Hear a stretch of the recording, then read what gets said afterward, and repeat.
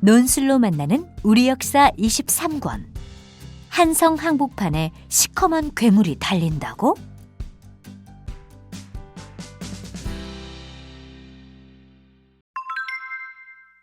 우정총국은 어떤 일을 하는 곳일까? 손님, 우표는 여기에 붙이셔야 합니다. 제가 우정총국은 처음이라. 그런데 여기에 우표를 붙이면 이 편지가 인천에 있는 내 친구에게 가는 것이 틀림없지요? 예, 틀림없이 전달되니 걱정 마십시오.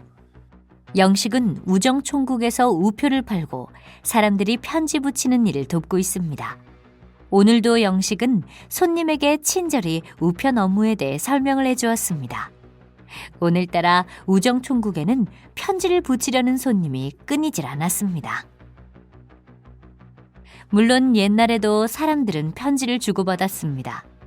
하지만 편지를 주고받으려면 심부름꾼을 시키거나 직접 찾아가서 전해야 했죠. 우정총국이 생긴 이후로는 국가가 제도적으로 우편 업무를 처리하고 있기 때문에 사람들은 정해진 봉투에 돈을 주고 산 우표를 붙이기만 하면 됩니다. 편지를 주고받는 일이 더욱 편리해진 것입니다.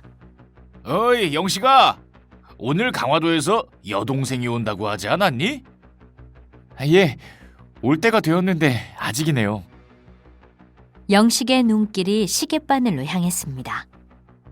제물포역에서 첫 기차를 탔으면 도착할 때가 된 것 같은데 아직도 소식이 없어 걱정스러웠습니다. 그때였습니다. 영식아! 네 동생이 사고를 당해 재중원에 있다는 연락이 왔구나. 네? 영식은 우정총국 어른의 말에 우정총국이 있는 종로에서 재중원이 있는 을지로 입구까지 잠시도 쉬지 않고 달렸습니다. 옥분이 다친 것이 모두 자기 탓인 것만 같아 눈물이 앞을 가렸습니다. 옥분아, 괜찮니? 오빠! 침대에 누워있던 옥분도 영식을 보고 눈물을 흘렸습니다. 오늘 하루 동안 자신에게 일어난 일이 떠올랐습니다. 새벽에 일어나 강화도에서 출발, 배와 기차를 갈아타가며 한성에 도착, 그리고 인력거 사고. 옥부는 이 모든 것이 꿈만 같다는 생각이 들었습니다. 두 번 다시 엄마와 오빠를 보지 못할 거라는 생각에 두려웠는데 오빠를 보니 안심이 되었습니다. 옥분의 오빠 되시나요? 잠깐 저와 이야기를 좀 나눌 수 있나요? 영식은 다친 다리에 붕대를 두른 옥분을 병실에 남겨두고 파란 눈의 의사를 따라갔습니다. 옥분이 다리에 금이 갔다고요? 영식은 의사의 말에 깜짝 놀라 소리쳤습니다. 영식은 눈앞이 캄캄했습니다. 한성에 와서 이런저런 일을 많이 겪었지만 재중원에는 처음 와본 데다가 큰 사고를 당한 동생을 보니 어떻게 해야 할지 막막했기 때문입니다. 그럼 혹시 우리 옥분이가 다시는 걸을 수 없게 되는 건가요? 뼈에 금이 간 것 같은데 너무 걱정하실 건 없어요. 이곳에서 한 달 정도 치료를 받으면 괜찮아집니다. 외국인 의사는 영식에게 옥분을 재중원에 입원시켜 치료를 받게 하려면 어떻게 해야 하는지 친절하게 설명해 주었습니다.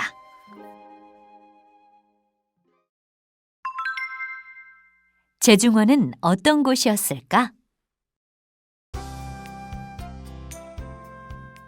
옥분아, 미안하다.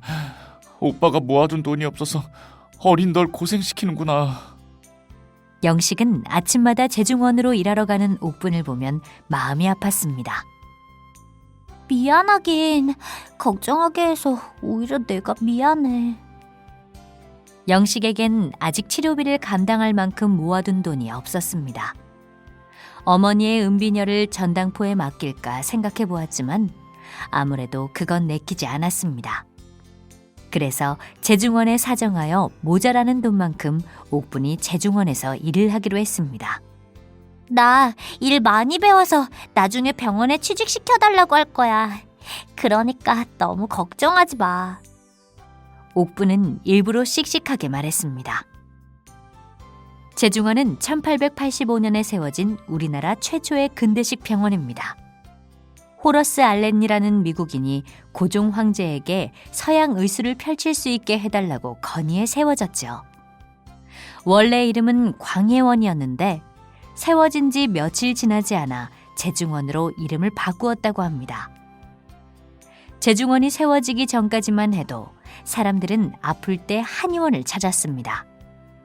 만약 제중원이 생기지 않았다면 옥분 역시 금이 간 다리에 깁스를 하는 대신 한의원에서 침을 맞고 뜸을 뜨며 치료를 했을 것입니다.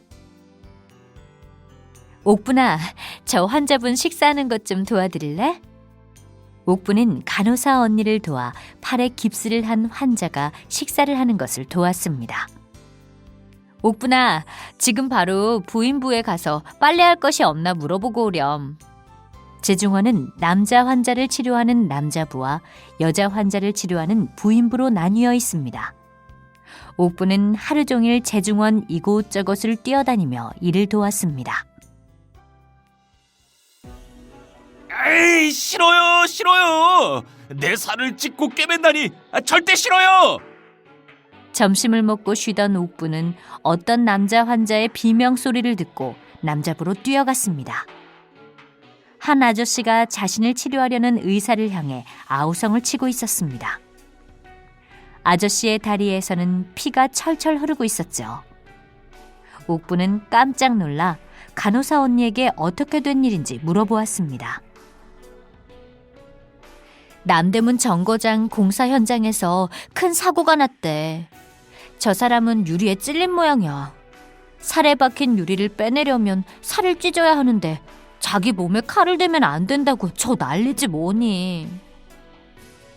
제중원에서 일한 지 얼마 되지 않았지만 옥부는 의사와 환자 사이에서 이런 실랑이가 벌어지는 것을 몇 번이나 보았습니다.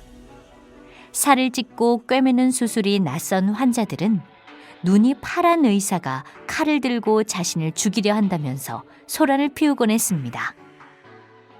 그나저나 큰 사고가 났다니 다친 사람들이 많이 올 텐데 큰일이구나. 왜요? 왜는 수술할 사람들도 많을 텐데 칼만 들이대면 저렇게들 소란을 피워대니까.